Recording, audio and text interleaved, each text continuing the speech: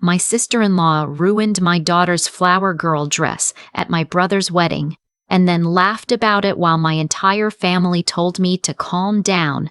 That was 8 months ago. I'm still angry when I think about it, but I'm also glad it happened because it showed me exactly who everyone in my life really was, and it gave me the information I needed to make a decision that changed everything. Let me start from the beginning, because the wedding wasn't where this story actually starts. My brother Marcus and I were never particularly close growing up, but we were fine, respectful. He's 4 years older than me, always a little full of himself, the kind of guy who peaked in high school and has spent the last 15 years trying to pretend otherwise. But I loved him. He was my brother. When he started dating Nicole 2 years ago, I genuinely tried to like her. Nicole is beautiful in that very specific, very deliberate way, the kind of beautiful that takes 2 hours to achieve and then pretends it's effortless. She's a few years older than Marcus, works in marketing, and she has this habit of smiling at you while saying something that is technically a compliment but feels like being stabbed very slowly. The first time we met, she looked at my apartment and said, "Oh, this is so cozy. It's like a little nest." I live in a perfectly nice 2-bedroom apartment in Charlotte. It is not a nest. My daughter Chloe was 5 when Marcus and Nicole got engaged. Chloe is my whole world. I had her young, 24, and her father has been out of the picture since she was 2. It's always been the 2 of us, and Chloe is this extraordinary, funny, loud, opinionated little person who I am honestly not sure I deserve. She has red hair, exactly like my mom, and she has never once in her life been shy about anything. When Marcus asked if Chloe could be the flower girl at the wedding, I was genuinely touched. Chloe was over the moon. She talked about it for weeks. We went and got her fitted for the dress, this pale ivory thing with a little sash, and she practiced walking slowly and dropping petals in her bedroom every single night for a month. I should have paid more attention to how Nicole talked about Chloe during the planning process. It was always small things. "She's so energetic, isn't she?" when Chloe was just being a normal 5-year-old. "I just want to make sure she can handle it. It's a lot of pressure for such a little girl." Once, when I mentioned that Chloe had been practicing her walk, Nicole said, "That's sweet," in a tone that made it sound like the opposite of sweet. My mom told me I was being oversensitive. My dad said Nicole was just nervous about the wedding. I let it go, because I always let things go in my family. That's been my role my entire life, the one who keeps the peace, the one who smooths things over, the one who doesn't make a fuss. The wedding was on a Saturday in October at this beautiful old estate about 40 minutes outside of Charlotte, the kind of venue with oak trees and a pond and a white tent and everything. It cost a fortune, which I knew because my parents were helping pay for it. And I also knew because Nicole mentioned it approximately 40 times in the months leading up to it. My parents, I should mention, live in the house I bought for them. I know that sounds strange, so let me explain. 3 years ago, my dad had a serious health scare. His heart, 2 surgeries, 6 weeks of recovery.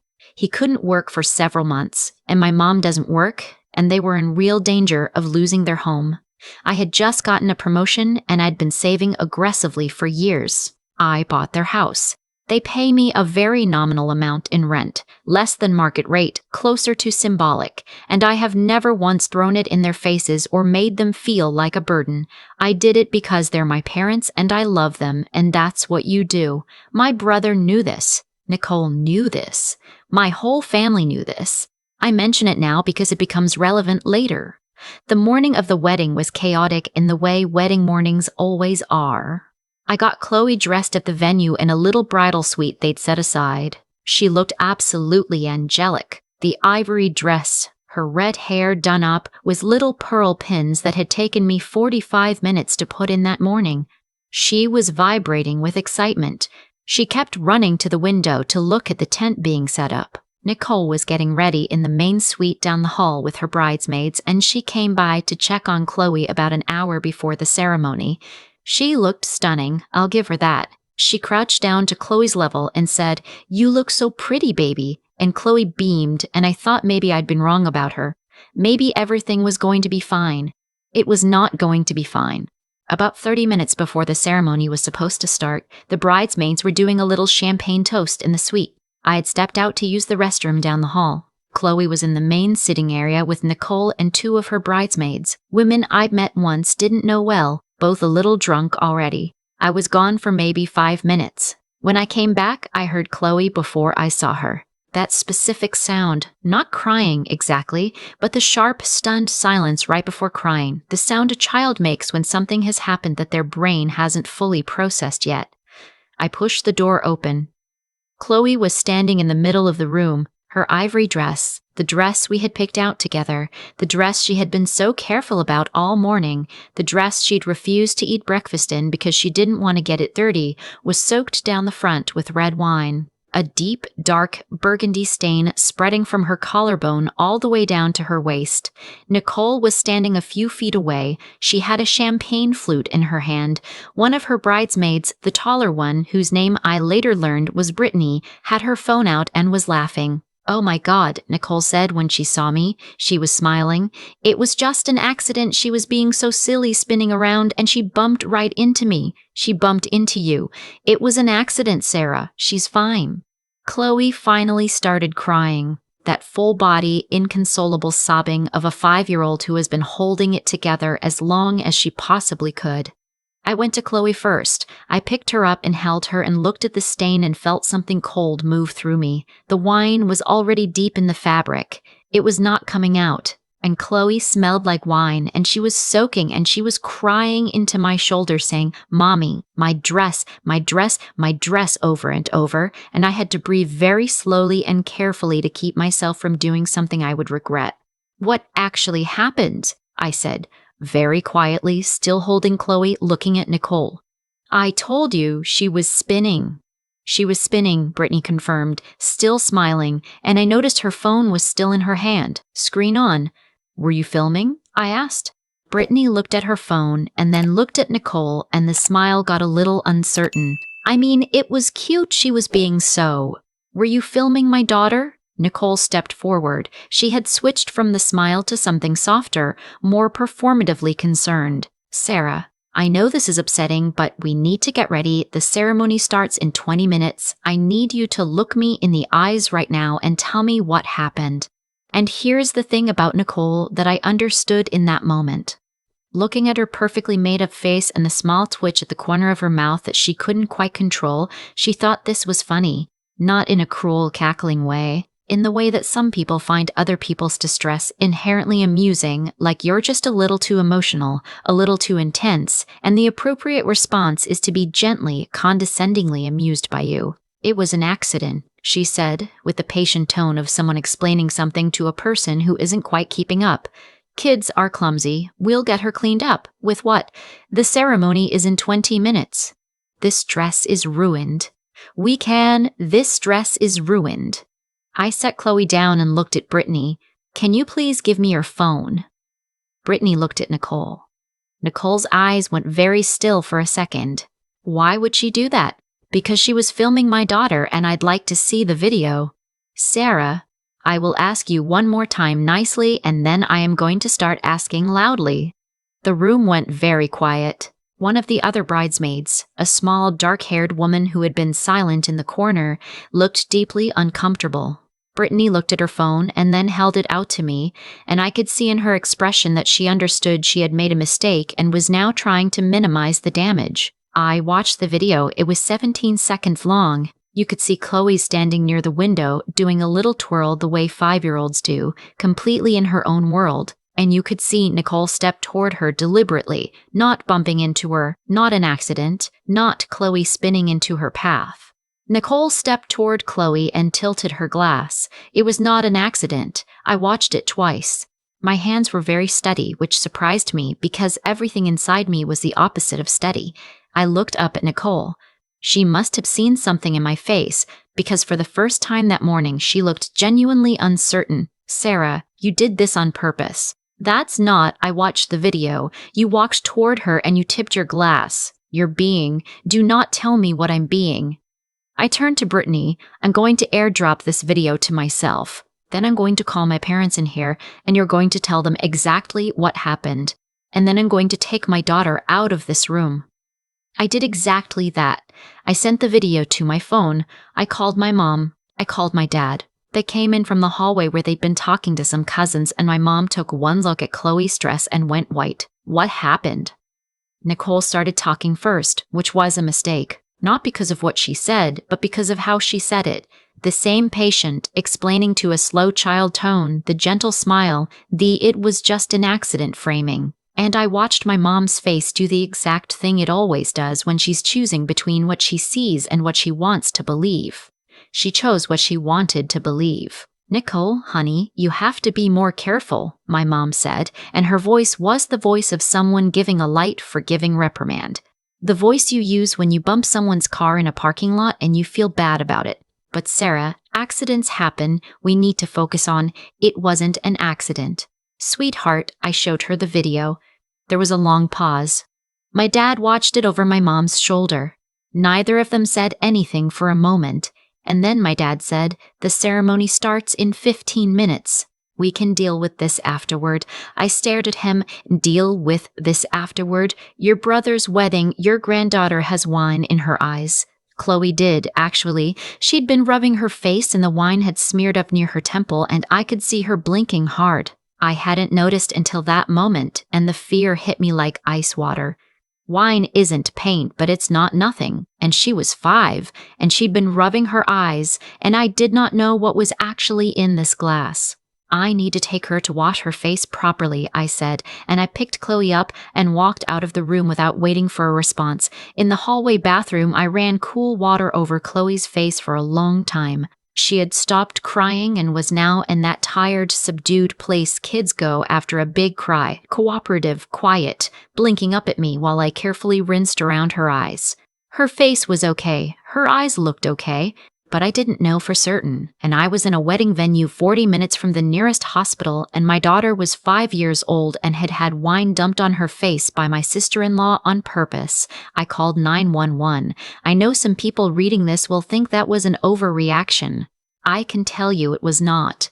I told the dispatcher my 5-year-old had had an unknown substance in her eyes, that she'd been rubbing them, that I wasn't sure if there was any irritation developing. The dispatcher was very calm and walked me through checking Chloe's eyes for redness and asked me several questions and ultimately said I could either bring her in for a precautionary check or monitor her closely, and that given her current symptoms, mild, no significant redness, it was my call. They stayed on with me for several minutes. I made the decision to take her to urgent care. Not the ER, not a full emergency, but I was not going to sit in that wedding tent for 2 hours wondering if my daughter's eyes were okay. I walked back into the venue. The ceremony was literally 5 minutes from starting. I found my mom near the entrance to the tent. "I'm taking Chloe to urgent care," I said. My mom's face did something complicated. "Sarah, the ceremony, I don't care about the ceremony. Marcus needs you." Then Marcus should have made sure his wife didn't pour wine on my daughter's face. I was using my very quiet, very controlled voice, the one that sounds calm but isn't. I called 911. They recommended I get her eyes checked. I'm doing that. My mom grabbed my arm, not hard, but grabbing. "You cannot do this. You cannot ruin your brother's wedding. Nicole is going to be family, Sarah. You have to." She poured wine on my child on purpose. I have the video. And I am leaving. I took Chloe and I left. The urgent care visit took 2 hours. Chloe's eyes were fine, a little red from rubbing, nothing that required treatment, no chemical exposure of concern. The doctor was very kind and very thorough. Chloe got a sticker and declared the whole thing kind of fun, actually. I sat in the car in the parking lot afterward and cried for about 10 minutes, and then I drove home. The texts started while I was still at urgent care. "My mom, Sarah, please call me. You've upset everyone." "My dad, I know you're upset, but this was not the way to handle it. Your brother is devastated." "Marcus," which surprised me. He never texts me first. "I can't believe you did this." "Nicole is in tears. You ruined everything." And then a longer one, sometime around when the reception would have been starting. "She's my wife. Whatever you think happened, you made a scene at my wedding and walked out. I don't know when I can forgive that." I didn't respond to any of them that night. I gave Chloe a bath and washed her hair, and we ate cereal for dinner because neither of us had eaten properly all day, and I put her to bed and she asked me, with her eyes very serious, "Mommy, why did Nicole spill on me?" I said, "I don't know, baby, but it wasn't your fault. Is she mean?" I was quiet for a second. I think sometimes grown-ups do things that aren't kind. Chloe considered this. "I didn't get to do the flowers. I know. I'm so sorry." She patted my hand. 5 years old, patting my hand. "It's okay, Mommy. We can practice at home." I went back into the living room and sat on my couch and looked at my phone and felt something shift in me. Not anger exactly. Something quieter and more certain. I thought about my mom grabbing my arm.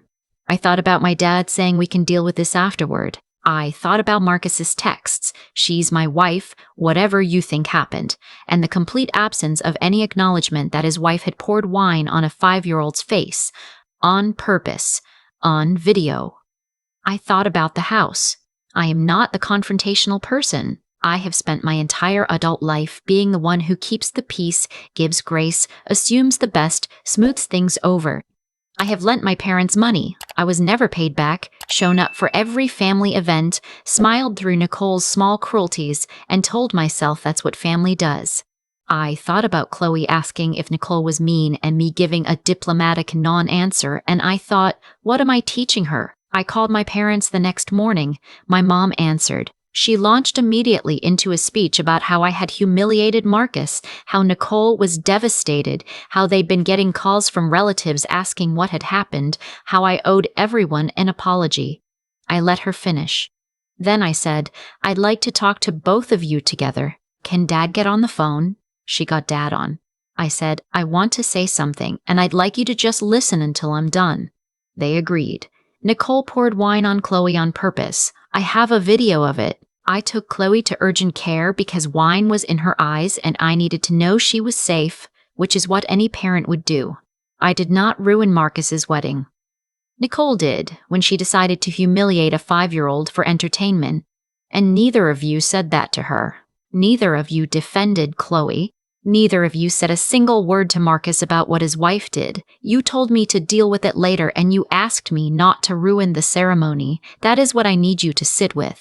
Silence. I love you both. I have shown you that love in a lot of ways over the years, including ways I've never asked you to acknowledge. But I need you to understand that the way this was handled, by Nicole, by Marcus, and by both of you, was not okay, and I need an actual apology. Not for me, for Chloe. My dad said slowly, "Sarah, we didn't mean, I know you didn't mean to, but you did. Take some time and think about it." I hung up. The response from Marcus came 3 days later, not an apology, a letter.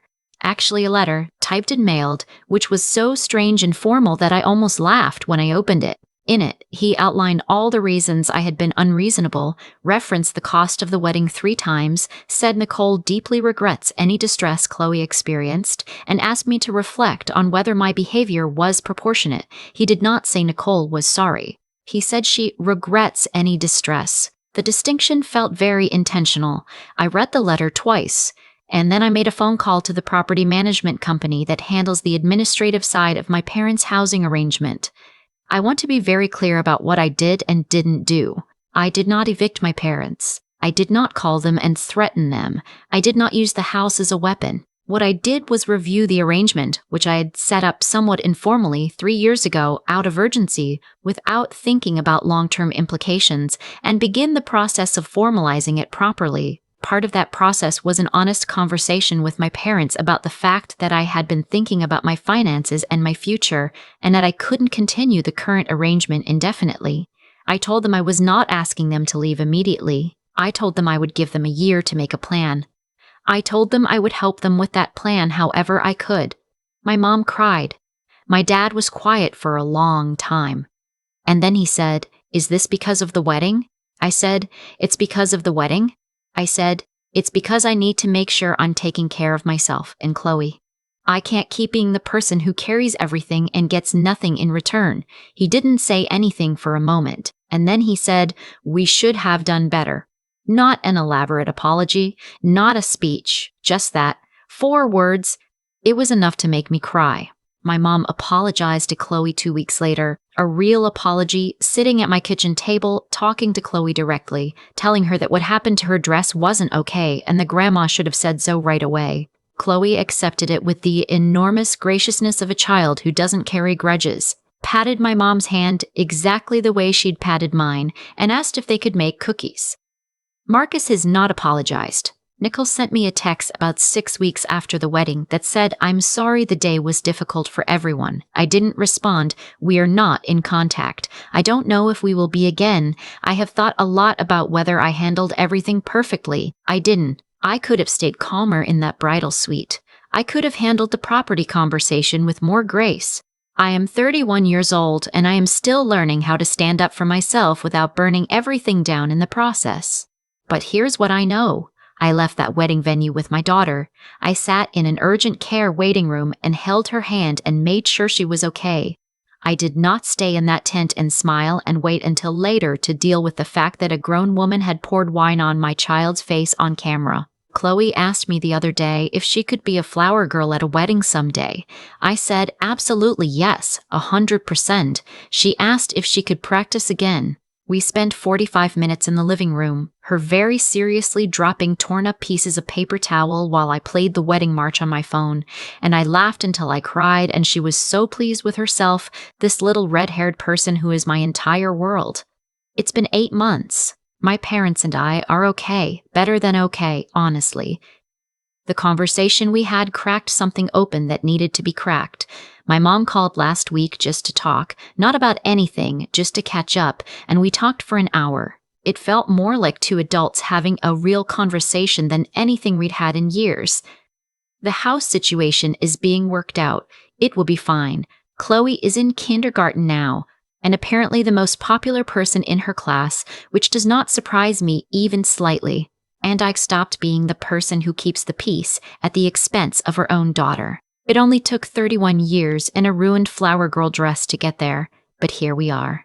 If you're in a family where you've always been the one who gives and smooths everything over, where your needs come last and your instincts get overridden, and you've been told so many times that you're too sensitive that you started to believe it, I just want to say, you're not too sensitive. Your feelings are information. The moment I stopped waiting for my family's permission to protect my child was the moment everything started to change. That's the ending they didn't see coming. Not that I blew everything up, that I stopped needing their approval to know I was right.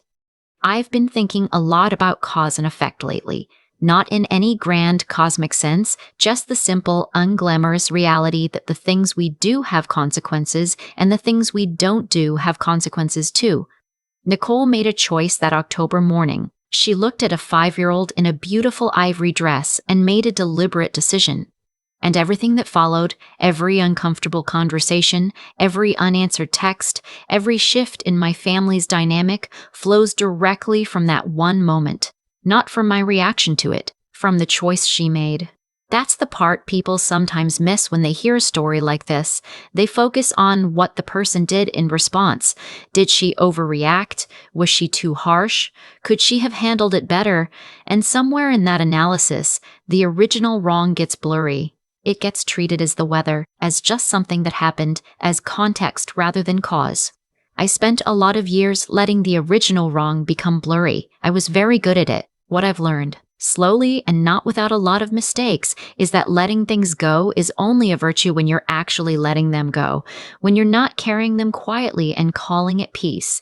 I was never really letting things go. I was just postponing the moment when the weight became too much, and in the meantime, I was teaching Chloe by example that this was what love looked like, that you swallowed things, that you stayed quiet so other people felt comfortable. That keeping the table pleasant was more important than telling the truth about what happened at it. Chloe patted my hand that night and told me it was okay. She was 5, she was consoling me. And I thought, I cannot keep being a person my 5-year-old feels she needs to take care of.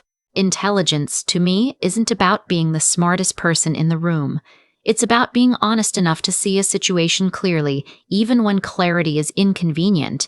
Even when what you see doesn't match the story you've been telling yourself. I had to be honest about my parents, that I loved them and had been carrying more than was fair, and that those two things could both be true at once.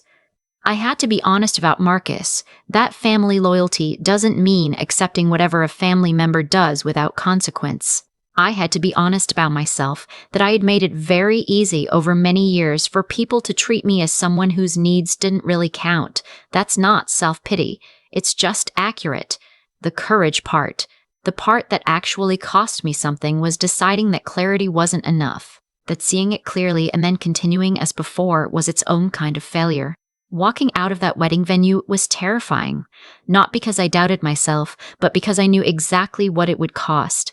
I knew my mom would be upset. I knew Marcus would be furious. I knew I was choosing my daughter over the version of the day everyone else had planned, and that no one would thank me for it. I did it anyway. And that, I think, is the only part of the story I'm genuinely proud of. Not the outcome, not the resolution, not the property conversation or the formal apology or any of the tidier parts. Just that one moment in the hallway when I picked Chloe up and walked out the door without waiting for anyone's permission. You don't need permission to protect your child. You never did. It just sometimes takes a ruined flower girl dress to remind you of that.